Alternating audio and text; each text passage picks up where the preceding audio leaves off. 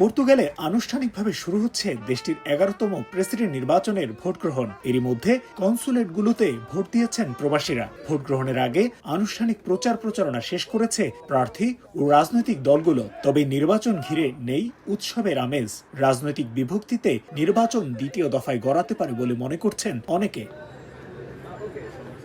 11 প্রার্থীর মধ্য থেকে কেউ 50% বেশি ভোট না পেলে নির্বাচন গড়াবে দ্বিতীয় দফায়। এরপর শীর্ষে থাকা 2 প্রার্থীর মধ্য থেকে প্রেসিডেন্ট নির্বাচনের সুযোগ পাবেন পর্তুগিজরা। তবে হাড্ডাহাড্ডি লড়াইয়ের ইঙ্গিত পাওয়া গেছে সোশ্যালিস্ট পার্টি সমর্থিত প্রার্থী সেগুরো ও কট্টর ডানপন্থী দল সেগার প্রতিষ্ঠাতা ও বর্তমান সংসদের প্রধান বিরোধী দলীয় নেতা আন্দ্রে ভেন্তুরার মধ্যে।